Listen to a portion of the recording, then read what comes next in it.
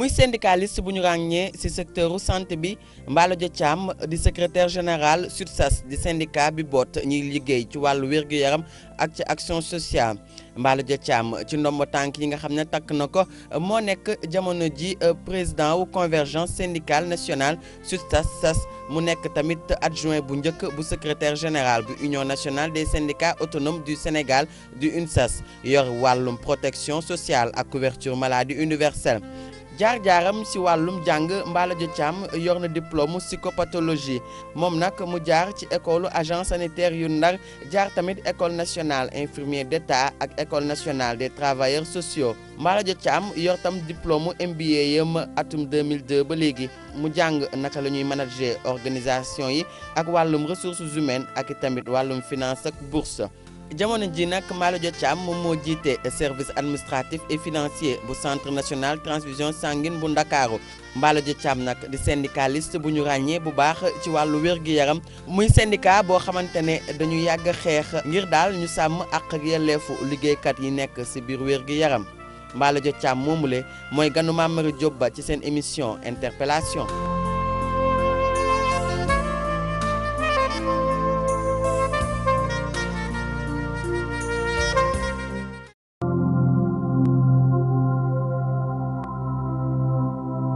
jërëjëf Ndeye Fatou Wade mbokk téléspectateurs yi ñu ngi leen di gërëm di leen sant ci teewlu bi ci seen biir émission interpellation ni ñu koy defee dimanche bu jot interpellation tey fas yéene dalal Mballo Dia Thiam bi nga xamante ni moom mooy secrétaire général bu SUTSAS sëñ bi ñu ngi lay gërëm di la sant.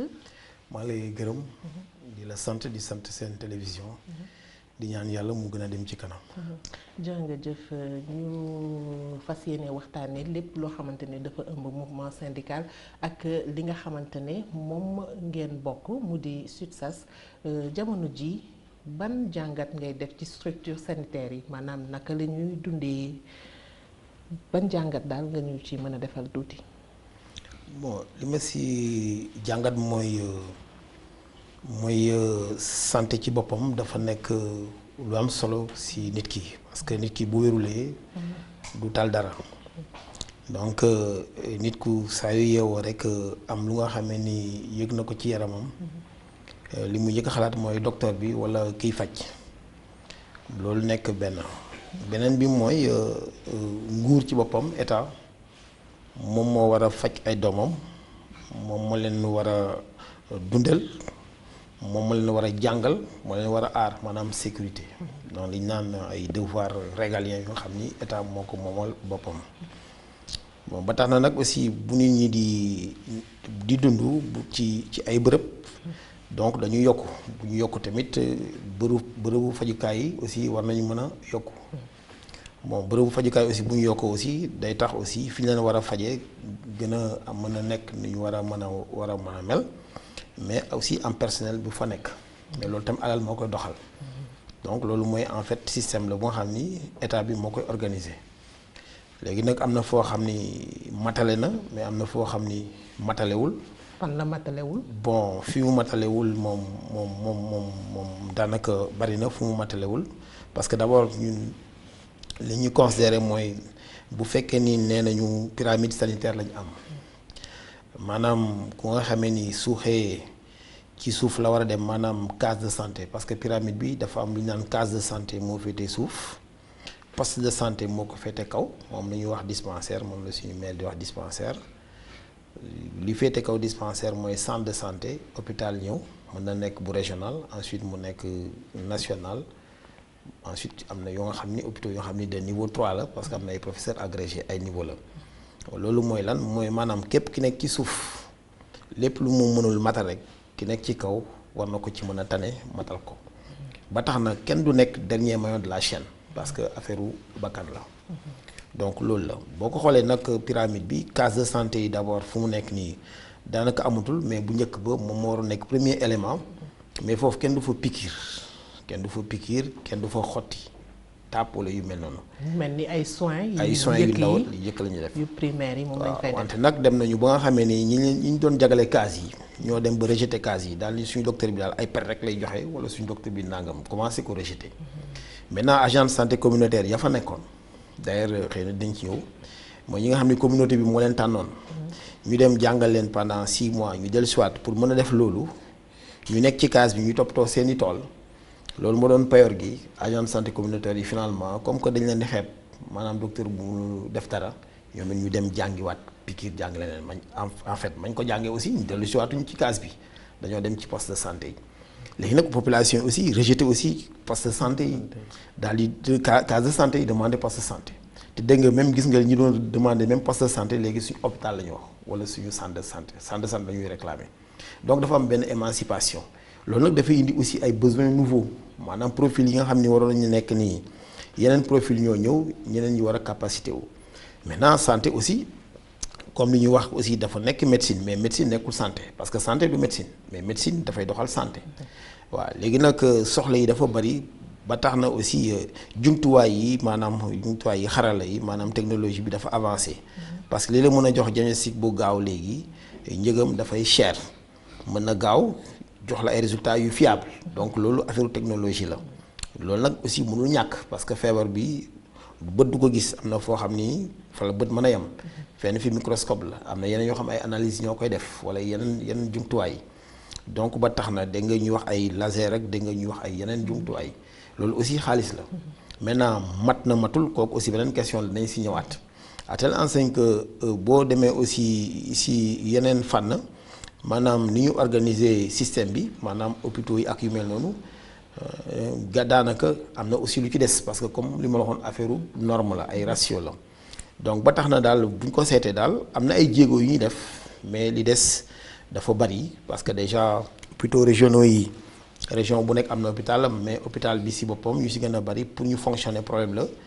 parce que subvention yi ñu leen di jox couvrirul charge yi seen wàllu bopp donc mu nekk premier problème nit ñi fa war a nekk di faj nekkuñu ci lim bu nga xam ni moo fa war a nekk parce que dafa am disons ay normes yu fa war a nekk même lalu réanimation infirmier yi war a wër malade bi nekk réanimation lim boobu moo war a ëpp ñi nga xam ni nekkuñu ci limu lalu réanimation donc mu nekk aussi ay ratio est-ce que aussi tamit jafe-jafe nekkul ci tàggat bi ñu tàggat ñi nga xamante ni ñoom ñoo yore wàllu paj mi ndax loolu amul soo xewul ba tax population bi comme ni nga ko waxee bëgg émanciper aussi.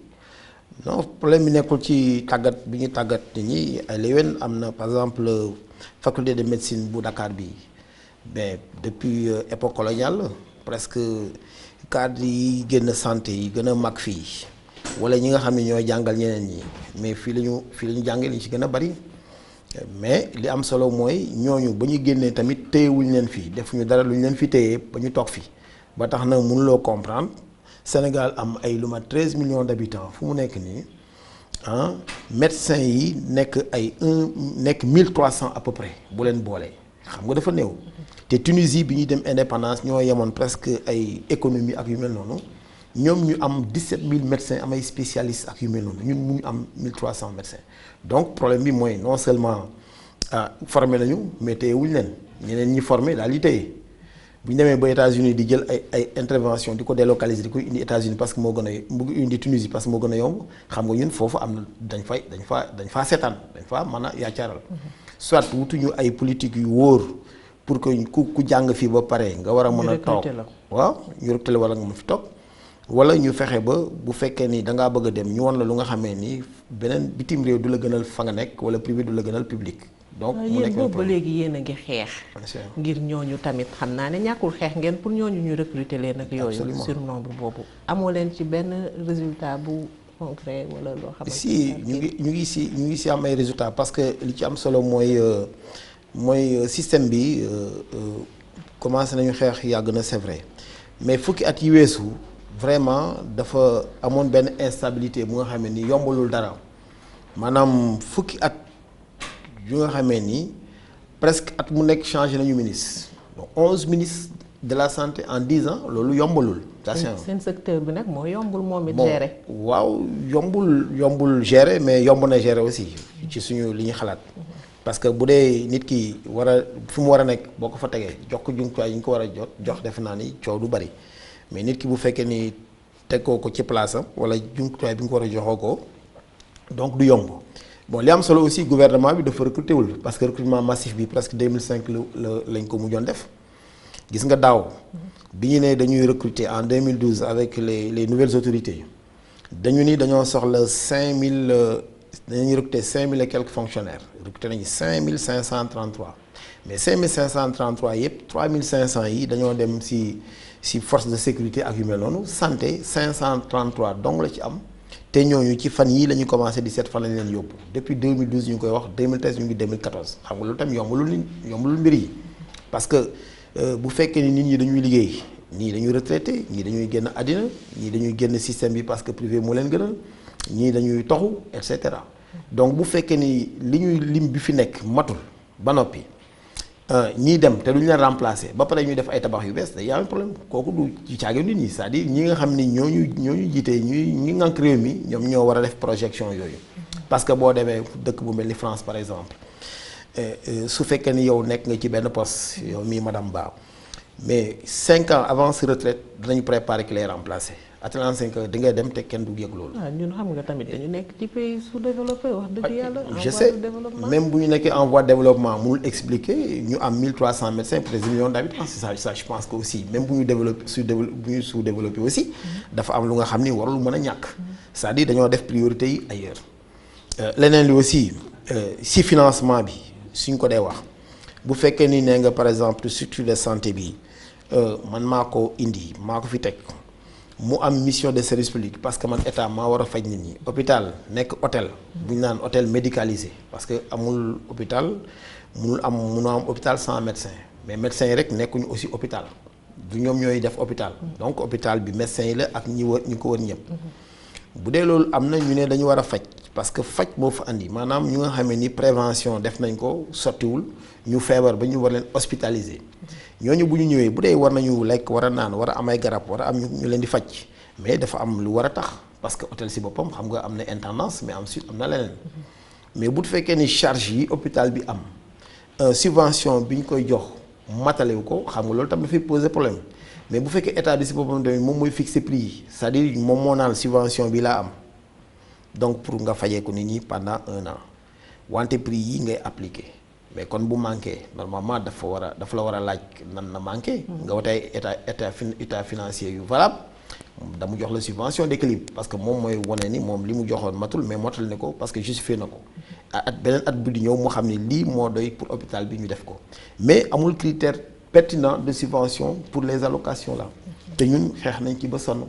mun ñu fexe ba sotti donc bu dee nag loolu rek lay continuer mais tout le temps day am problème parce que comme ni ko donc suñu mbokk séeréer yi wax xam nga séeréer moom jàmm tukulóor la bon soo dee dooli boo dee dooli jëree tout le temps te doo dooli ñeex mais toujours problème yi day am donc loolu mooy les questions de fond c'est-à-dire maladies yi dañuy gën a bari jumtuwaay yi di gën a cher mais li ñu fay def comme subvention du couvrir charge yi maintenant mu am ay problème si biir nit ñi surtout que état bi moo xëy ñun bi ñu doon xeex pour humanisation des hôpitaux c'était pour que conditions hôpitaux yi changé mu ne bon d'accord comme hôpital bi ni mu bindee woon réglé wul sama problème réglé wul problème mu population yi réglé wul problème mu aussi travailleurs yi léegi dama koy réformer dama koy def entreprise mais entreprise bi ma koy def du entreprise bu wut xaalis parce que entreprise boo ko créer c'est pour créer de la richesse ñu ko seq daal di séddoo dividende yi mu ne damay jël bagage yi maanaam outil management entreprise indi ko hôpital moo tax mu am conseil d'administration am directeur am organe yooyu yëpp donc bu dee dama koy changer ba pare mu ne léegi génie civil bi dafa war a changer pour que urgence yi ñu mën leen jël pour que li mën fa nekk ku fa ñëw nekk dans un confort ba noppi budget bi war a indi investissement yi indi wuñ ko financer wuñu projet d'établissement yi subvention bi war a ñëwul mais loolu aussi ay problème lay doon ba pare nga ne ñooñu comme que def naa leen ci entreprise dañoo war a am statut d'entreprise évidemment su fekkee da nga bëgg laaj kenn nit ki comportement d'entreprise mu nekk dans une entreprise da nga ko jox statut d'entreprise ba léegi statut bi ñëwul ba tax na diggante directeur yi ak syndicat yi ak conseil d'administration yi ay mbir combalo la surtout que état bi moo génne loi am 98 mu noppi mu ne def naa hôpital bi entreprise mais ñi fi nekk ñëpp ku nekk day am sa statut da ngay conserver sa statut bopp en attendant mu indi statut bu nga xam ne nii moo leen di gouverner yéen ñëpp mais statut boobu 98 ba léegi mënul génn ba bët ki démb suñu négociation yi état bi nee na fi mu nekk ñu ngi koy évaluer ci fan yu néew dina mën a génne ñu ngi xaar loolu mais statut boobu bu amulee aussi ça c'est pour revenir simplement ci problème yi ngay wax statut boobu bu ñëwulee mais day am problème mu unicité commandement parce que par exemple bu fekkee nee nañu hôpital bi am na ay universitaires yu nekk ci biir am na ay militaires yu nekk ci biir am na ay municipaux yu nekk ci biir contractuels yi nga xam ne état bi moo leen établissement bi moo leen recruter ak fonctionnaires yi nga xam ne état bi moo leen fa andi ak ñeneen ñoo xam ne ay expatriés wala yu mel noonu ñooñu ñëpp ñu nekk fa te amul benn statut bu leen lëkkale ñoom ñëpp mais day am problème mu commandement. d'accord te donc problème mu unicité commandement day am mais day tax aussi ku ci nekk aussi bu fekkee ni la mu war a am amu ko ay xeex lay doon ci biir. maintenant conseil d'administration bi aussi moom la loi bi jox pour mu mën a joxe ay prime wala ay indemnité wala yu mel noonu. yéen ngi wax yaa ngi wax problème mu statut mais yéen liñ leen di dégg ci lu bëri. mooy problème mu indemnité. indemnité fii te seen indemnité yi bëri na. waaw léegi nag ni ngeen di def bay xeex yooyu indemnité ndax mënoo leen ko xeex ba jot seen statut boobu. si mais xeex bi benn la parce que plateforme bi moo indi indemnité plateforme moo indi statut plateforme moo indi changement même structure yi ñu def leen ay établissement public xeex yi moo indi loolu yëpp wante nag dama lay wax leen ne ñun amuñu benn kersa pour xeex indemnité wala pour xeex salaire. parce que indemnité yi dafa bari non bariwul yow yaa wax ni bariwul. yéen li ngeen di prime de lii ak prime de lii fay ñu lii. waaw parce que loolu rek moo leen ñor ci li ñuy def loolu moo leen ñor ci li ñuy def mais boo gisee suñu plateforme biñ dee wax barki démb wax nañu sauf loolu parce que question incidence financière yi état bi mooy xool actuellement ni niveau de rémunération fonctionnaire yëpp ak ñi nekk dans la fonction publique pour seet nan lañ koy mën a defee ba ku ci nekk gis ci boppam ça c'est un mais deuxièmement syndicat du rajo du télévision syndicat kuréel la buy xeexal ay nitam pour seen avantage matériel et moraux ñun duñu parti politique duñu leneen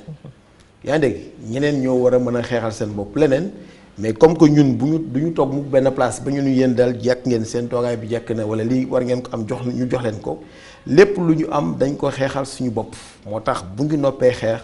non seulement du ñu am leneen mais li fi amoon ak dañ koy nangu parce que mënoo concevoir yow avant 2003 médecin def 7 ans après le bac yenn saa yi mu boole ci yeneen 4 ans de spécialité ñu koy fay lu matul fanweeri junni fu ñu ko teg alors que ñeneen ñi nga xam ni defuñu sax ñaari at après le bac ñi leen di fay ñaari yoon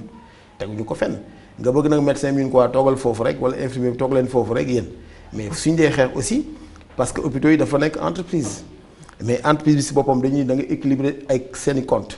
mais dépenses yi ñuy def pour jënd garab pour jënd leneen mais charge personnelle bi aussi dafa bokk ci dépenses yi donc loolu dafa am solo ci ñun donc bu dee nag comme que population bi du ñu ni ñoom de docteurs yi war ñoo dem ci mbedd mi wala les travailleurs sociaux nañ leen def dans des conditions bu ñu dul génn loolu bu boobaa ñun du ñu am problème. mais bu dee am na nag ñuy ñu leen di ñaxtul. yan ci am na ñu leen di ñaxtul ñuy ànd ak yéen di leen ñaxtul mais yooyu ñan la. askan wi am na ci ñoo xam ne gaa moom. yéen boo leen di ñaxtu di leen ci ànd mais am na ci ñoo xamante ne tamit xam nga ñaxtu man moo gën mooy député dem assemblée nationale daal di ñii li ñu nekkee waruñu jox nit ki 150 000 par exemple war nañ leen def ci cadre bu nga xamee ni comme ñun député li ñu am ñoom war nañ ko am wala war nañ ko ëpp loolu mooy ñaxtu bi parce que ñoom ñoo représenté peuple bi mais du caaganu nga dem ci rajo bi rek naan wooy maa ngi leen di soutenir wax noonu ñeneen au contraire sax dañuy ŋàññ disons syndicalistes yu santé yi or non seulement ñun ñu ngi xeex pour indemnité mais dañuy xeex aussi système bi parce que évolution yi nga gis soo déggee ñuy wax réforme hospitalière mais c'est parce que avant 98 dañ doon xeex pour l'humanisation des hôpitaux boobu temps hôpitaux yi bon logique administrative rek moo fa nekkoon actuellement am na beaucoup d'amélioration même bu ñu ko dee xeex parce que nit ki toujours day xeex pour mën a dolli. waaye des na parce que askan wi malaat yi ba léegi ñoom dañuy kaas. mais bien sûr hôpitaux yi vraiment parfois nga dem ci ñu yóbbu la ci bii yore sa malade. dem ci bii ñu ne la déedéet tey amuñu matériel ñi ngi dem ci bële amuñu kii ñi ngi dem ci bële bu ko defee ngay wëraan ak sa malade ba yàlla def li nga xamante ne moom mooy. waaw mais loolu ñun ñoo bokk combat boobu ñun bu ñu dee xeex pour un système de santé performant. ñoom it léeg-léeg day mel ni comme prêté wuñu woon serment daal parce que tamit yërmande bi nga xamante ne moom la askan wi soxla ba dem hôpital léeg-léeg day jafe pour ñu fekk. non yow tamit bul jaawale responsabilité yi. parce que état comme ni ma la ko waxee moom moo war a organiser système am ñun dañuy liggéey ci biir hôpital dañuy liggéey ci biir centre de santé dañuy liggéey ci poste de santé comme yow ni ngay liggéeyale sa ñi nga xam ne ñoo la recruter donc yow bu fekkee caméra manqué na fa du yow ñu fa war a indi caméra bi ñoo fa indi mais yow qualité service bi lañ la laaj moom ngay def c'est la même chose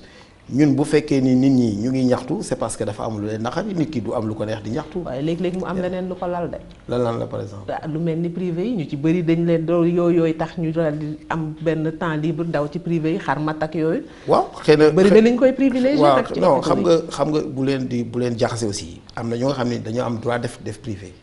am na ñoo xam ne seen statut moo leen may ñu am droit dem privé. am na ñoo xam ni même ci biir hôpital bi may nañ leen ñu am ay bis yu nga xamee ni dañ fa def privé ci biir hôpital bi kooku seen statut moo leen ko may. yaa ngi dégg li ci des nag mooy bu fekkee ni nit ki mi ngi dem privé waru fa dem bu fekkee dafa nekk dans un système public maintenant état bi ci boppam moo mën ni man de sama kër gi ñi fi nekk ñëpp contrat bi laa leen jox dañ ma war a liggéeyal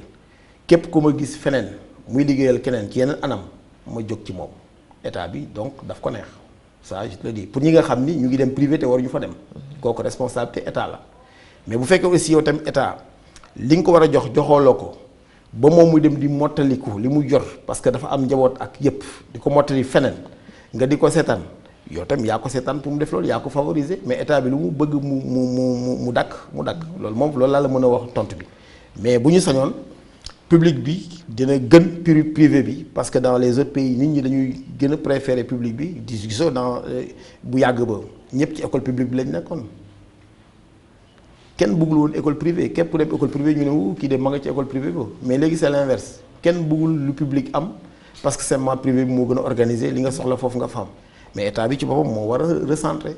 mais nag nit ku nga xamee ni xëy na li mu am matul. yow jàppale woo ko ci mais bàyyi ko mu ñaxtam mais yow li mu am matul ba pare nga bëgg bis bu nekk mu jox la li nga bëgg te moom du am lu ko bëgg lu mu bëgg xool ma fan yee passé yow mun nga toog nga jël doomu jàmbur mu dem ci àll yi gën a sori ay Ziguinchor Sédhiou Kolda Vélingara partout mu di fa liggéey toog ñaari weer fayuloo ko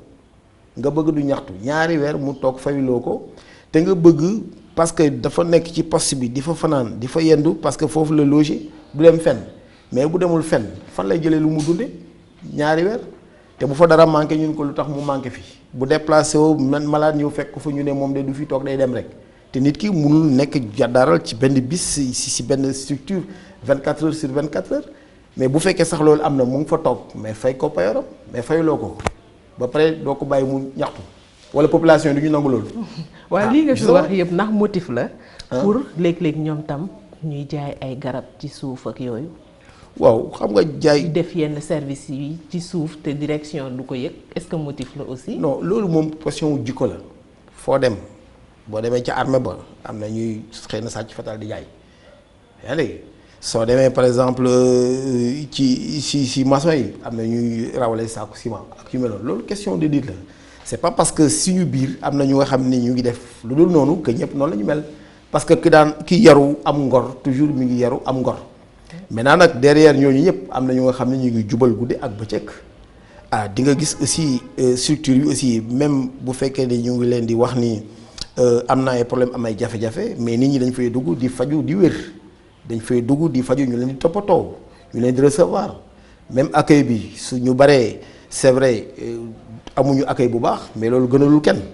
mais derrière accueil bu bon boobu aussi am na ay accueil yu baax derrière soins yu bon yi aussi am na ay soins yu baax àddina bi moo bindoo noonu. c'est-à-dire ñi nga xam ne nag ñoo taamu métier bi bàyyi lépp mënoon nekk ay leneen ñëw di nekk ci wetu ñuy sonn ñi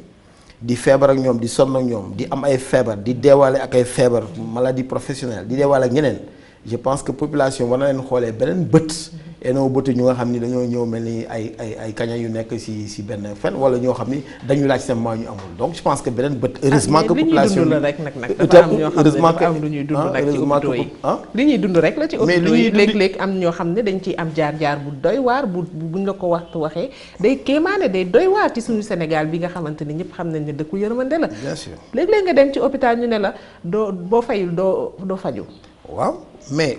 boo demee ci hôpital boo fayul doo faju loolu du kuy liggéey ci hôpital bi moo ko wax. waaw mais bu ki bind hôpital bi ci boppam moom moo ni hôpital bi booy dugg da ngay fay. tarif yaa ngi fii la ñuy fayee. waa d'accord naa ba tey. waaye mais est-ce que kooku ki liggéey boo ko def. waa d'accord naa mais aussi xanaa sax nañ la faj buñ la fajee yow après ñu xool naka ngay def ba mën a fay ndànk-ndànk wala nuñ koy lijjantee. non loolu moom bu fekkee ni nit ki laaj na xaalis malade te fekkate yow d'abord hôpital dafa organisé wu dafa am ñu nga xamee ni ñoom ñooy jël xaalis bi di fayeeku am na ñoo xam ni ñoom dañuy joxe li ngay fay déjà dafa organisé wu parce que dafa am ñoo xam ni tarification la nekk am ñu am recouvrement ñu bind tarif yi bu baax a baax lu leer nañu la yaa ngi dégg mais dañu ni dans tous les cas urgence bi toujours moom mooy passer avant formalité administrative bi donc da ngay lever urgence bi loolu la ñu sant nit ñi loolu moo war a am. képp ku nga xam ni nag deful loolu def nga lu nga xam ni sant ñu la ko yaa ngi jàll yoon yaa ngi weddi yoon te ku xam ni jàll na yoon aussi dañ la war a teg ci yoon loolu moo am solo mais am na aussi ñoo xam ne tamit bëgguñu aussi lu leer bëgguñu jaar ci yoon dañuy dem ci ay ruq-ruqaan dem di régler seen mbir ba pare bu affaire bi kalaatee moo amay problème ku nekk naan diw la nangam nangam or nee nañ la fii ngay jaaree. kii mooy agent de facturation bi tarif yi moo fi am nga toog fële ñuy seet diw mais boo ñëwee di jéem a wut yeneen i pexe wala damay woo diw ñu tase feneen ngeen dem régler seen i mbir ba pare xëy na mu am leneen lu ci kii nga naan man de nii lañ ma def nee lañ ma def loolu aussi sàggan la. donc je pense que li ci am solo mooy nañu xam ni travailleur de la santé bi dafa nekk ci biir structure bi mais moomul structure bi dafa nekk di fa liggéey ñu sant ko muy def. maintenant nag organisation soins yi ak yooyu am na ku ñuy wax directeur ku nekk ci kaw kooku moo war a seet kan moo accueillir bu baax ku accueillirul bu baax kan mooy jël alalu jàmbur wala kan mooy def paj mu du baaxul ak yu mel noonu parce que loolu dafa am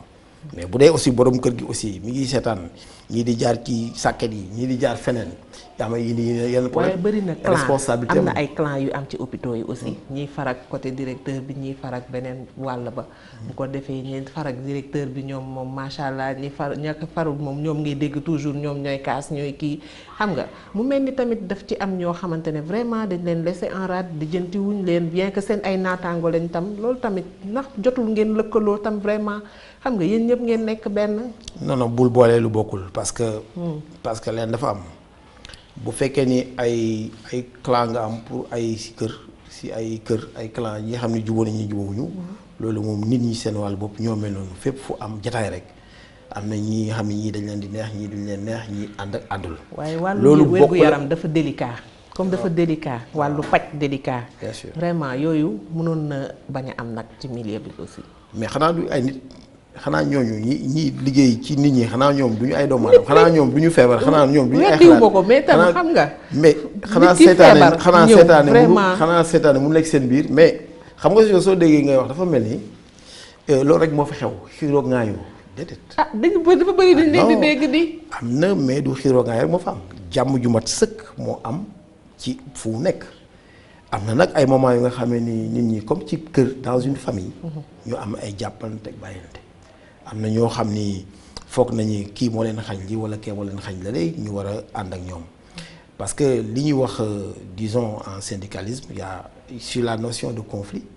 am na lu ñuy wax ay conflit individuel ak lu ñuy wax conflit collectif maintenant ñii ànd ak ñi ànd ak ñële te nekkul ay conflit collectif yi nga xam ne war nañ ko poser directeur bi mu régler ko loolu bu dee loolu la donc ay nit kese lañu par rapport ak yooyu te loolu question yar la question éducation la ça n'a rien à voir mais bu dee ay problème de revendication la nag ku nekk nag Sénégal a ngi nii am na ñaata parti politique xaw ma 400 la xaw ma 200 la xaw ma ñaata daayira ñaata nangam yaa ngi dégg syndicat yi aussi ku mu neex parce que organisation internationale du travail moo wax ni fekk am na mbooloo bu nga xam ni bëgg nañu revendiquer am nañ droit revendiquer am nañ droit constituer loolu droit la munoon ak tere nit ki di man pombiteer bi moom mu gënal pataas bi wala li moom mu gënal loolu moom mi ngi am mais li am solo aussi yépp daf ko teg ci ay normes réguler ko mais li ñu koy réguler nag mooy am na ku nga xamee ni moom mooy arbitre bi moo yor sifflet bi moo war a wax ni kii am na dëgg ki amul dëgg li war a nekk moom li warul nekk mais nit ñi ñoom fépp fu ñu nekk bëgg nañu di yokku bu ñu xamee ni xëy na bu ñu revendiquer seen affaire yokku ñu revendiquer mais xam nga commencé woon naa ci problème bu njëkk bi sorewul aussi réforme hospitalière c'est-à-dire état si boppam mënoo nga ne man di laa bëgg ba pare li nga bëgg doo ci def moyens yi tax nga bëgg ko kooku ça n'a rien à voir parce que loolu day gën a yokk encore comportement yi c'est-à-dire bu dara matul aussi dafay tax nit ñi seen wàllu bopp ñu am surcharge de travail parce que par exemple le statut du personnel yi tax ñu ci gën a sonn pour mu génn dafa consacrer li ñuy wax la règle des 3-8 maanaam équipe bi ñëw ci suba gi par exemple 7 heures bu midi jotee 13h war nañoo wàcc ñibbi. ñeneen ñi ñëw comme ni ñu ko def dans les hôtels là ay booru 13h 14h ba 20h ñu wàcc ñeneen ñi fanaan xam nga boobu effectif bu doy moo la koy may atelier en 5 bu jumtuwaay yi matee y a moins de problème et puis dafay am qualité soin mais bu fekkee ni équipe yi si boppam matuñu 3-8 benn équipe bi moo fay tourner ba bët set te ñenn ñi danañ fa def sax lu ëpp fukki heure ak ñaar te condition même waxuma sax ñoom yi ñuy liggéeyee baaxul mais condition même yi ñu lekkee yi ñu fay yendoo baaxul yooyu mooy indi ay tension ay surcharge de travail ak yu mel noonu donc responsabilité bi du ma ni état bi rek moo am responsabilité boobu déedéet ñun am nañu si ay responsabilité ci suñu ay comportement malade yi si biir am nañu si ponkalum responsabilité ak maintenant état bi nga xam ni moom moo organiser loolu di fa teg nit ñi nga xam ne ni souvent danañu mat li ñu doon maanaam dirigeants yi souvent aussi duñu mat li ñu doon wala léeg-léeg ñu mat ba pare mais li ñu leen di jox du mat donc loolu mooy problème bi tant que nag question yooyu génnuñu foofu ci cercle boobule ba pare état bi non seulement matalu ba pare mu ñëw di wut ay bor c'est-à-dire su état ne subvention yu matul mu xam ko ba pare mu ne fonctionnaire bu ñëw ak doomam ak njabootam faj leen ko nga war a fayeeku mu ne la non xaaral ba suba parce que semestre boo ko bëggee solo mu ne semestre la mais temps yi moom sax amélioré wu nañ quoi ñu ngi fay imputation yi mais gis nga la question du plan Sésame yëg nga loolu 1 milliard pour àddina boobu yëpp ren lan lañ ci yokk 700 millions 1 milliard 700 millions nga bëgg ci fay personnes âgées yëpp yi nga xam ni daaw rek ñu leen estimé woon ak daawaat jéeg 650 mille xam nga ça pose problème donc yooyu muy indi aussi ay problème ku nekk nag foog nga ni yow état bi jox na la li nga xam ni war na la jox droit yëpp or boo ñëwee en fait matul te ñu ngi continuer moo tax aussi ñu bëggoon aussi même pour la politique des gratuités là yu ñu commencé gratuité bu nekk dafa war am provision te provision bi doo xaar maanaam li c'est-à-dire nit ki li nga ko war a nit ku ñëw rek ñu ne la doo fay rek nee nañ la doo fay mais am na ku lay fayal soit état moo lay fayal wala am na benn système de gratuité bu war tax nga war a fay mais li am solo du caaginu da ngay fay wala da nga war a fay mais li nga war a fay ñu indi ko fa ba noppi saa yoo fayee mu manqué ñu génne ko keneen ñëw après ñu dolliwaat ko maanaam prépaiement la. soo gisee France seen problème yu barewul li ñu naan la sécu ñoom alal ji dañ ko dajale ba noppi activités yi ñu koy def di ko justifier même boo jëndee garab sax boo waree facture bi wala kii bi ordonnance bi ñu remboursé la fii nag dañoo am ay activités xaalis bi yemul ñu di ko wëri te liñ ci war a indi comme prépaiement duñ ko teg à temps donc mu indi ay cycle d'endettement ak yu mel noonu waxuma nag ni amul ay comportement ci financement bi ak ñi jumtuwaay financier ay comportement yu baaxul ça je ne le dis pas donc am na problème de gouvernance mais jumtuwaay aussi matul lu mu war a mate mais souvent aussi ña ñuy teg ca bopp kuréel yooyu dañoo matul lu ñu doon wala bu ñu matee aussi li ñu yor matul ba tax na nag ñun ñëpp nag ñoo war donc ku ci nekk bay ci sawar et non nga ne diw la wala état bi la ñun si loolu la ñu inscrire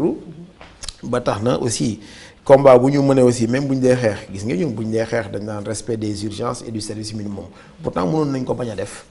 état bi ci boppam nga xam ni moom moo war a assurer mission de service public moo war a dem wut gendarmerie wut police def ay réquisition dem du ñu wëri pour ñu ñëw liggéey te ñi ngay wëri mooy ñi nga xam ne ñoo war a def minimum bi mais pour noppal état bi noppal gendarmerie noppal ñëpp moo tax ñu ne bu ñu dee grève ñun ñu ñooy def suñu minimum def suñu urgence parce que loolu responsabilité la mais loolu ci sa bopp ku la ko def mooy esprit patriotisme maanaam maa ngi dem ci mbedd mi mais gënaluma su ma gënaloon doo ma teg situation yi nga xam danaa dem ci mbedd mi mais ñi nga xam ne jox nga leen lu ëpp li may am ñoom gënuñu ma ci réew mi ba mën nga may def traitement yi nga xamee ni ma war a dem ci mbedd mi loolu mooy problème bi c'est-à-dire Sénégal dafa am lu nga xam ne ni souvent dafay jaaxal nit ñi li tubaab di wax conséquence ci loolu rek la ñuy nekk mais du ñu wax mu cause bi c'est-à-dire ki la tooñ non yow ki fayu rek la ñuy seet pourquoi mu fayu def na ko nanga mais du ñu wax mu ba set li tax waa ji am comportement bi loolu mooy problème bi c'est-à-dire bu ñu ñëwee wooy ñoom de grève nañu fu mu nekk nii nangam mais nan lañ def ba grève yow waxtaan nañu ba tënk gouvernement ni lii dinaa ko def nga ne waaw ci fan yi waaw ci weer yi waaw nga toog ba ñaari weer juróom-ñaari weer ñaari at nga ñëw ni ko fëgg saa waay fu mu ci toll mu naan la xaaral fekk moom mi ngi lijjanti leneen waaw boo deful loolu doo jot maanaam boo dégg nga yëngu-yëngal Castro bon mais ñun am nañu suñu bos mooy gësam bon boo gësamul te malheureusement nag boo gësamee yu ñor yi dañu wadd yu ñorul tamit daal di. dee leen gësam doucement dee leen gësam ndànk nag kon ci loolu la ñuy sóobu sax mu di protocole bi nga xamante ne fan yi signé ngeen ko ak nguur gi. waaw mën nga ñu wax yan point ngeen tënk. waaw point yi ñu tënk mooy d'abord protocole bi juróom-ñaar fukki poñ la woon ak juróom-ñaar 57 points. mais juróom-benn chapitre la. chapitre bu njëkk bi c'est sur la promotion du dialogue social xam nga pour vous dire que ñun nekkuñu ay histoire kat bu ñu nee promotion du dialogue social mooy ni ñuy waxtaan parce que dialogue social comme ni ko organisation internationale du travail waxee ak yeneen kuréel yi dialogue bi nañu waxtaan balaa ñoo dem ci conflit bi donc moo tax ñu ne le dialogue est en amont du conflit. ah da ngeen xam ne kat boo leen yëngalee gësam bi ngay wax nii. boo leen gësamee du dem fenn foog ngeen waxtaan. foog ngeen waxtaan. non mais promotion dialogue social bi mooy maanaam nañu fexe ba souvent parce que dafa am ay kuréel yu nga xamee ni ci la syndicat yi di toog di war a mën a lijjanti soit ay affectation soit ñuy lijjanti ay bourses wala ay commission d'encadrement wala ay supplémentaires yooyu ay commission yooyu. mais nag aussi dafa am lu ñuy représenté wu comme par exemple aux Nations Unies du ku nekk moo fa am chaise donc ñu ne dañuy def benn élection pour que secteur de la santé ñoo xam syndicat bi fi ëpp doole wala ñi fi ëpp doole bu boobaa ñooñ ñooy waxal ñeneen ñi parce que mënuñu comme dans les enseignants ñëpp ñu dajaloo kenn du xam sax looy def wala bu ñu demee heureusement sax ñun 6 la ñu mais 6 yi sax tu as vu souvent day poser problème donc loolu ci ponk yi la bon yeneen ponk yi mooy plan de carrière parce que gis ngeen Sénégal nekkoon na parce que en 2009 rek la infirmier d'État ak sage-femme ñu commencé di leen di recruter à partir du baccalauréat te yeneen dëkk yi nga xam ne ñu ñoo sax formé ñi leen di formé fii lañ leen formé woon dem nañu ba dem bac plus 3 ans en sage-femme ak infirmier d'État maintenant bi loolu amee il a fallu que ñu xeex ba gouvernement bi accepté loolu ñu recruter ñooñu ñu génn 2012 bac plus 3. mais ba ñu génnee am na ñoo xam dañ leen formé woon ci BEPC wala BFM ñooñu seen wàll bopp ñu war a dem ci niveau parce que mënoo am ñaari façon catégorie nit yuy def la même chose te seen niveau yi du benn. ñu harmoniser ko donc loolu mooy passage yu B4 lañ nekkoon pour ñu dem B1. maintenant nag am na technicien supérieur yi nga xam ne sage-femme la ñu woon wala infirmier d'État ñu def technicien supérieur maanaam demande yeneen ñaari at jàng xam nga ñooñu aussi il faut que ñu lijjanti seen i mbir ñoom nag ñoom ñooy dem niveau master maanaam bac plus 5 léegi nag conseil perfectionnement dina lijjanti loolu. li ci des nag mooy infirmier breveté yi dañ fi nekkoon génn ci ay école ñu jox leen ay diplôme d'école ñu nekk ci àll bi gouvernement bi créé CR centre de formation yi mu génne assistant infirmier ñeneen aussi génne yeneen catégorie parce que fu mu nekk nii bu ñu la nee ñiy chômé ci sage-femme léegi ñu mat ñetti junni wala ñeenti junni ñiy chômé ci infirmier d'État ak assistant war nañu mat juróom junni wala juróom benn junni médecins yi war nañu mat ñeenti téeméeri médecin ak yu mel noonu donc gis nga loolu. léegi nag nee nañ leen infirmier breveté yi nga xam ni avant ñooñu di ñëw ñoo fi nekkoon. mënuñu leen sànni ci àll bi il faut que ñu dugal leen gouvernement bi accepté ko dugal leen amoon na programme bu ñu naan P10 bi programme bi jeexee bu doon dañoo dàq sax ñooñu ñu mën a wax mais dañ leen di bàyyi jox ay contrat leen jox ay contrat ku si nekk am na lu mat fukki contrat lu bon ñu leen dëggal dugal leen si biir donc mooy waa Expedis maintenant agent de santé communautaire yi aussi comme ñi ma la waxoon sànq avec les cases de santé bi ñu émancipé wu ñoom ñu nekk dans les centres de santé di remplacer infirmiers yi sage-femme def liggéey bu mucc ayib weeru dee ñu leen jox ay 3000 francs kii 5000 francs donc ñu ni leen ñooñu war nañ leen dugal heureusement que fonction publique municipale statut bi donc génn na collectivités yi amoon nañu xaalis ñenn ñi mais amuñu woon cadre légal léegi am na cadre légal am na xaalis donc réglé nañu problème boobu bon yeneen question yi aussi maanaam mooy ñi nga xam ni concernant le financement de la santé parce que budget santé bi munoo nga ne santé en 2003 chef d'État yëpp daal ni budget war na dem 15% parce que problème yi ma leen wax budget santé nekk 15% enseignement nekk 40% xam nga loolu déjà ça fait problème ça pose problème parce que besoin santé yi balaa ngaa judd la ba ngay génn àddina tandis que besoin yi lay melul noonu léegi santé ñu ne dañ ko yóbbu 15% ba léegi 11% la ñu jënd santé action sociale boole leen yëpp mënul fexe bu mat 11% il a fallu léegi nag gouvernement bi jël na engagement pour yóbbu ko 15% en 2015 mais ñun nee nañu action sociale au moins mérité na 5% muy au moins 20% parce que dañ leen boole. parce que nag xam nañu budget santé rek ministère bi mënul régler problème bi mais nekk na lu nga xam ni war na mën a si jàpp pour que ñeneen aussi bu ñu ci jàppee bu door a mën a sotti. Bon am na yeneen revendication nag comme les kii la nu mu tuddati les contractuels yi fi nekk pour ñu recruter leen dans la fonction publique parce que ñu bëri am nañu ay contrats yu nga xam ne yu bëri te ñoo fi toogoon di xaar loolu d'accord nañ si. Et puis li ñu ci gën a neex sax mooy gouvernement bi pare na pour jox leen ay prêt DMC parce que prêt DMC yi fonctionnaires yi rek lañ ko doon jox léegi ñoom mën nañu am prêt DMC bi dana dem ba 5 millions ñu jox la ko sans intérêt ñu lebal la ko pour nga fay pour nga mën a fay kër wala nga régler un problème donc d'ordre mobilier wala nga kii. Maintenant li ci am solo mooy aussi en dehors de ces prêts DMC am na les AC les terrains laa ñu jox ak les logements sociaux loolu aussi mi ngi si disons si kii bi. li ci des nag mooy loi d'orientation sociale waxoon nañ ko mais am na aussi loi d'orientation familiale bu waroon génnagul ba léegi mais loi d'orientation sociale li ñu ci gën a soxal surtout mooy carte d'égalité des chances bi pour que way laago bi mën a bu duggee ci hôpital public du fay dara bu demee ci clinique privée bu mu mën a mel mu fay demi tarif. bu duggee ci auto public du fay dara muy train muy bateau muy yëpp lu public moom du fay dara bu dee privé la mu fay moitié ba pare ñu jox ko pourcentage pour que mu war a mën a am pourcentage ay liggéey yu ñu leen réserver ay emploi muy fonction publique muy feneen mooy loi d'orientation loolu tu loi ensuite maintenant waaye laago bi aussi bu dee jàng école bu fekkee mi ngi def composition wala ñu ngi koy évaluer duñ ko évaluer ki conditions yi évaluer ko nga xamee ni amul laago parce que am na retard par rapport ak ñoom. Maintenant li ci des mooy question wu accessibilité financière accessibilité géographique même culturelle. ñu fexe ba gouvernement bi xoolaat daal structure de santé yi ñu mu leen di répartir ak services sociaux yi. parce que dégg nga ñu wax bourse familiale yi mais enquêtes yi ñi ko njëkk a def mooy lan ay démographes ak ay statisticiens.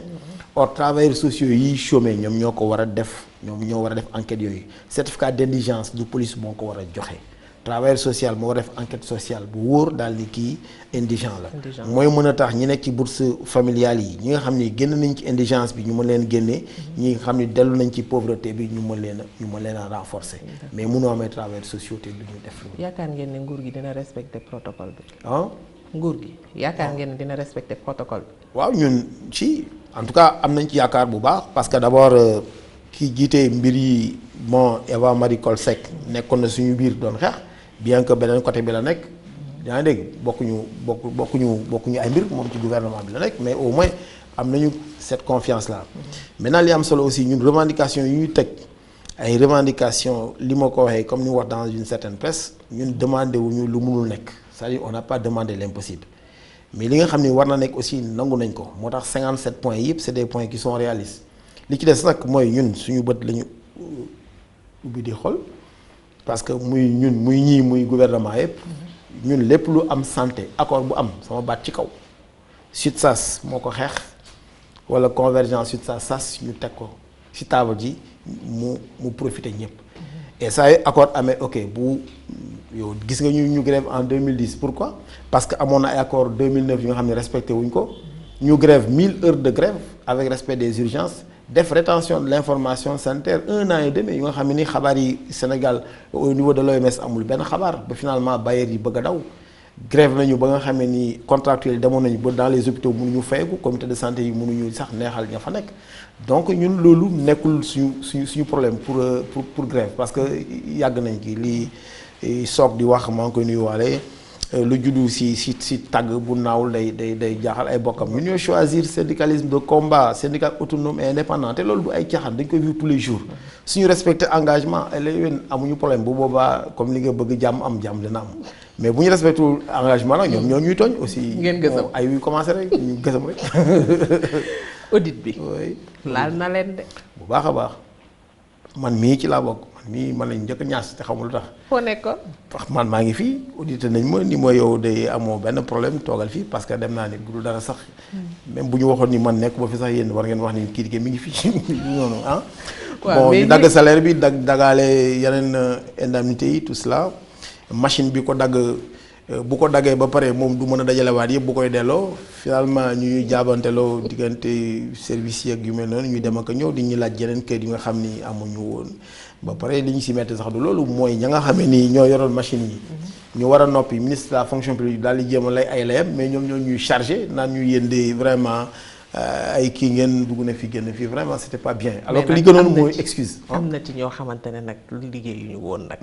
am na ñu audit bi laal. waaw ñoo xamante ne liggéeyuñu woon. non xam nga ñun suñu problème du ñu audit bi laal te liggéeyuñu képp ku audit bi laal te liggéeyuloo dañ la war a laal parce que liggéeyuloo parce que nekkoo fii. mais koo xam ni man mii jàpp suma ñaam di liggéey suma liggéey ñu xëy ba pare ma nekk panier vert ñu xëy dugal ma panier jaune ay nit suñu yeneen xarit ay yeneen collègues ñu xëy dugal leen panier rouge seen salaire sax génnul loolu fu ñu ko teg. lan moo leen teree bañ defee audit bi ba pare ñu ne waaw madame Ba kaay yow mi de nee nañu fi nga nekkoon waaye nekk ko fi boo signalé wul fii ak ñaari weer nañ dagg sa salaire wala yooyu lan lañ ci yàkkamti c'est ça le problème. pourquoi ñuy paraxee di indi nit ñi situation yi nga xam ni mënoon na bañ a am surtout que ñun li ñu si gën a jaaxal mooy bu fekkee ministère de la fonction publique moom mooy jox nit ñi service yi maanaam ministères yi mais ministères yi ñooy jël ñooñu yóbbu leen fi ñu leen soxlaa boo soxlaa ñooñ nga war a laaj d'abord ñi ma la joxoon ana ñun la ñoo ngi fii nga dem vérifier ndax ñoo nga fa koo fekkul nga dagg mais yow nga xëy yow ñi nga xam ne joxe nga leen ba pare xamoo lu ci ne nga xër yi leen di leen wër ñi nga gisul ñëpp na nga ne bu ma daggee seen salaire dina feeñ te doo leen balu ax loolu mooy la question de fond ñun d'accord nañ ci audit bis bu nekk audit physique audit financier audit moom dafa baax parce que li saytu dafa baax bëri na ci ñoo xam ne duñu respecté heure liggéey. am na ci ñu bëri ñoo xam ne duñu respecté heure liggéey. waaw ci wàllu paj mi. waaw yéen ndax di ngeen di sax daje léeg-léeg waxtaan ngir liggéey bi gën a jëm kanam parce que tamit am na ci ñoo xam ne moom duñu respecté heure xëy. waaw heure wàcc bi balaa muy jot ñu wàcc dem ñibbi. waaw surtout rawatina jigéen ñi. waaw jombul sax moo am ñuy daw liggéey sax. mu ngi noonu waaw.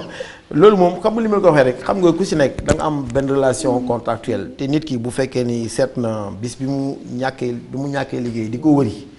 bis bu mu xëyee jour bi mu comporté woo mu war a comporté woo noonu tous les jours xam nga problème du am mais doomu aadama moo mel noonu dafa gaaw a gis boppam dafa gaaw a bew wala lépp lu yomb rek mu yombal ko mais nit ñi seen wàllu bopp aussi question d'éducation la mais terewul aussi ñi nga xam ne ni ñu ngi teel a xëy respecter seen liggéey maa ngi delluwaat aussi sama wax boobu leneen yi aussi mooy ñuy dénk kër gi man suñu ma dénkee kër gi état bi def décret def ay kii daal ni ku nekk nangam nga fexe ba mu nekk loolu ba loolu war a mën a wéy mais nag dafa am réalité bu nga xam ne dañ koy fàtte aussi ci santé parce que mënoo fanaan bloc opératoire ci opéré ba bët set ba pare 8 heures wala fekk sa poste yaa ngi dégg mënoo yow nga ay garde ba pare keneen ki waroon ay garde am permission wala mu feebar nga jël gardam ba pare le lendemain mu fekk la fa c'est-à-dire nekkuma di justifier mais damay expliquer yi nga xam ni situation yu am ci santé parce que déficit de personnel bi mooy am souvent surcharge de travail et puis nit ñi ni ñuy liggéey du benn donc mu ngi noonu donc am na ñoo xam ne dañuy compenser am na ñoo xam ne du compenser mais li am solo ci système de santé c'est pas que am na ñoo xam dañuy xëy suba ba ngoon jot mais duñu fa boole xànc ak morom wala si yeneen la ñuy def donc problème bi nekkul présence physique 8 heures ak yu mel noonu ma wax la benn anecdote suñu benn directeur bon ma toñaale ko Yankhoba Sow defoon na ko à Ziguinchor mu xëy woy nit ñi 8 heures xam nga moom ancien militaire la woon enfin disons militaire de réserve la quoi ñëw def notam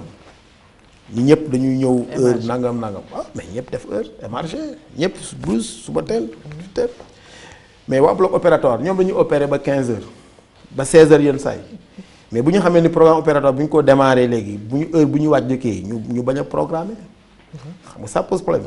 ñenn ñi aussi nga xamee ni nekk nañ ci yenn bërëb yi 15 heures fu mu leen fekk kii wala 17 heures ñu suñu seen blouse daal dem or nit ñaa nga fa. te ci seen droit la ñu nekk nag wax dëgg yàlla. voilà mi ngi noonu c'est-à-dire bu fekkee nit ñi matul dafa am lu nga xam ne dañ koy comprendre ça nit ki du problème présence physique mais nit ki fu mu teewee lam la fay def. mu amee nit ñi njariñ waaw li nga njëkk a wax nag moo am solo nit ñi am yar am teggin xam ni dañu am yërmande ci ñi fa ñëw ñu jàppale leen si loolu mais loolu aussi question yar la. mais ñëw 8 heures midi nit ñi mën nañ ñëw 8 heures ba midi toog benn place du ñu boolee dara wala nekk di lijjanti seen i mbir wala ñuy crochet wala ñuy def leneen donc en fait loolu moo am solo quoi si affaire bi. ak njaay meeg yooyu. waaw mais loolu moom aussi borom kër yi la rek quoi parce que boo nekkee dans un hôpital nga ñëw ngay bàyyi nit ñi nangam koy wax et puis Sénégal tamit dafa neex koo wax rek damay daan sama doole. ku nekk ci tali bi nga ne ko jógal fii mu ne damay daan sama doole ku ñëw indi gerte ci biir nga ne ko fee lañ koy jaay mu ne damay jaay sama doole. ku indi ay couche naan da koy jaay yi nit ñi dugg. voilà ñi ngi jaay ci biir. malade baa ngay yuuxu njëgee kii mais doy na waar daal mais jàdduwul mais loolu aussi ci borom kër yi la rek. parce que aussi yow bu fekkee ni yow nekk nga si ton fonk nga sa bopp mais doon nangu service bi nga nekk wala kër gi nga nekk mais li nga mel yaa ngi dégg du noonu loolu dafa am solo. seen naataango yi nekk SAMES ñoom fan yi ñoom it dàbbali nañ ba mu saf ban jàngat nga ci def. waaw jàngat bi mu ci am mooy respecter seeni droit rek syndicat la comme yeneen syndicat yi di am ay ñaxtu yu ñu wax ak nguur gi. ñu am droit rek su fekkee ni nguur gi respecté les engagements ñu def comme ñun rek jëm a yëngu-yëngal wala ñu jëm gësam loolu moom nekkul suñu problème en fait suñu problème surtout mooy nguur gi warul toog di seetaan ba ñi nga xam ne ñoo gën a kawe am njàng ci système bi même ci réew mi parce que kan moo fi jàng bac ak juróom-ñaari at wala def bac juróom-ñaari at am sa diplôme ba pare demaat defaat yeneen ñaari at muy 12 ans de spécialité. kooku defe naa booy wax ak moom war nga xam quand même noo koy waxee. waroo ko bàyyi aussi muy dem ci mbedd mi parce que foofu du place am. donc loolu dafa jekkul loolu yëpp yi ko indi woon mooy système bi régime bi ñu déréglé.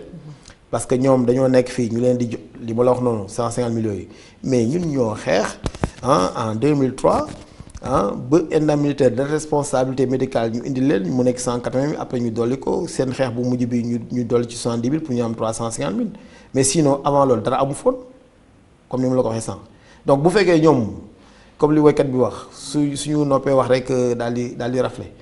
comme que affaire bi noonu la aussi loolu rek la c'est-à-dire gouvernement bi moo war a seet li nga xam ne moo jaadu heureusement que ñoom nee nañu gouvernement bi ñu ngi def benn étude pour jéem a fexe ba ku ci nekk. ce niveau jàng mu correspondre ak ce niveau traitement parce que bu ñu la nee un directeur général par exemple indemnité bu mu am ak responsabilité yu mu am yépp ay 60 000 francs la da nga naan mais ñii fu ñu nekk 60 000 francs te xoolal dans le privé seen naataango ñoo leen di fay ñaari yoon wala ñetti yoon loolu dafa jaaduwul aussi. couverture maladie universelle. ban jàngat nga ci am. jàngat bi ma ci am mooy boo gisee suñu kayit bii. yaa ngi dégg mooy suñu kayitu congrès bi gis nga ñun moom lañ def thème congrès c'est-à-dire ñoom ñun gëm nañu couverture maladie universelle gëm nañ ko parce que am na ay dëkk yu ñu jege yoo xam ne réussir nañ ko ay taux de couverture de 80%. ñoo xam ne sax ay techniciens sénégalais ñoo leen jàppale leen ci loolu donc war na mun a nekk lu ay africains réussir waaw maintenant nag ñun su jàngat bi ñu ci am mooy président de la république fi mu commencé ak ni mu ko defoon programme. thème de campagne def ko programme donc fi mu commencé ñun moom moo ñu ëlëm quoi en fait parce que mënoo couverture maladie universelle ñu ne waaw budget santé yokkoo ci dara mooy daaw 2012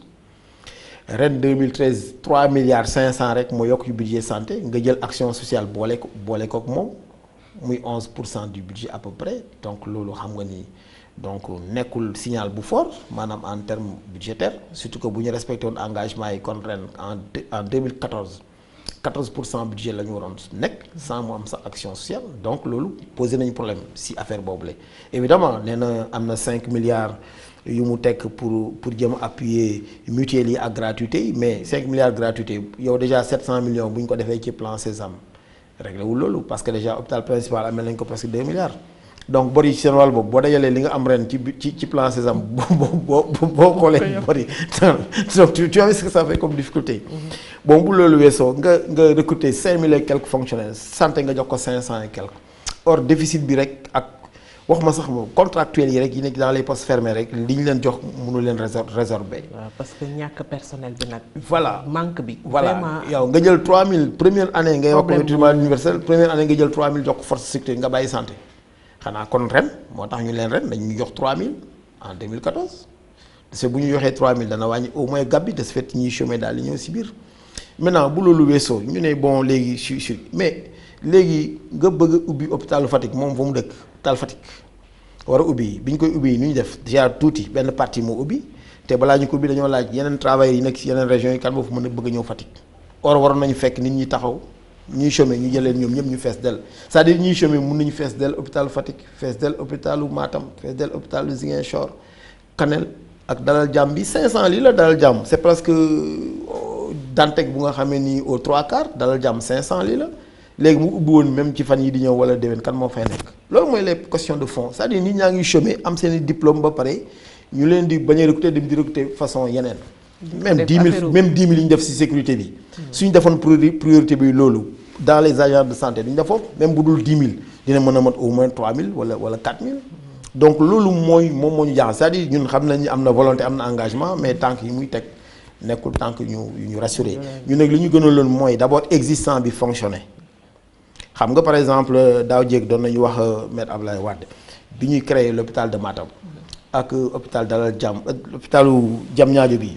ñu ne ko yow Albert Royer nekk na hôpital d'enfants am na service de chirurgie bu ñu fa créé 800 millions d'équipement moo war a tax ñu mën a opérer xale yi ba ñu mën a dem PV maanaam xale yi nga xam dañuy juddu war a dee comme ça parce que am na intervention bu ñu leen defuloo yu mel noonu et puis ay xale yu bëri macha allah lim bi dana jéggi dayoo balaa ngaa def hôpital pédiatrique fële à Diamniadio di wane ni am nga hôpital mën nga hôpital bu ëpp lii hôpital bi fi nekkoon mais mataleel ñi ba pare nga dem def fi leneen. na nekk royukaay ba pare. justement c'est ça les questions de fond et puis hôpitalu Matam nga ne damay créer hôpitalu Matam Ourossogui 7 kilomètres rek la Ourossogui mënul dox amuñu sax chirurgien nga ne damay ko def hôpital Matam à 7 kilomètres. mais c'est-à-dire loolu mooy problème bi c'est-à-dire ñun dañoo bëggoon li nga xam ne existant bi na fonctionner ba pare lépp loo ci dog aussi mu fonctionner mais mënoo rek dajale affaire yi nii rek bii doxul nga naan am naa fi tant d'hôpitaux am naa fi tant de nangam te matalewuloo dara ah soo baree aussi ay journalistes amuloo ay caméra def naa ni sa plateau yi du bari n'est-ce pas voilà laa ko mën a waxee quoi mu mel ni wér-gu-yaram lu am solo la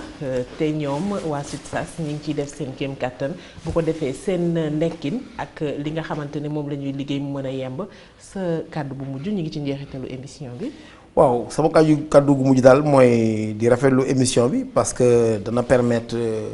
donc nit ñi gën a yeewu dana permettre aussi pouvoir public yi xam ñun li ñu yëg lan la maladie aussi xam suñu diggante ak ñoom lan lañ ci am comme dëgg ak lan lañ ci am lu nga xam ni teguñu ko ci yoon ku ci nekk jéem a modérer sa comportement. di ci profiter nag di féliciter sama naataango Saliou Faye Daaf bu SAS parce que convergence SUTSAS 2009 ba fu mu nekk nii xeex nañu avancé yu bare am ci avancé yu bare di aussi gërëm aussi tous les autres acteurs du système bon di ñaan aussi monsieur le président de la République bu fekkee ni couverture maladie universelle nekk na vraiment lu ko soxal na jéem a seetaat ni muy tànk yi muy teg les tànk yooyu daal yaakaaruñu ni mooy tànk yi nga xam ni ñoo war a mën a accélérer cadence bi comme ni ñu koy waxee. jërëjëf mbokku téléspectateurs yi ñu ngi ci njeexitalu émission bi tey interpellation doon dalal Mballo Dia Thiam bi nga xamante ni mooy secrétaire général bu SUTSAS ñu lay gërëm di la sant di leen jox dig daje beneen dimanche ci seen beneen émission interpellation jërë ngeen jëf.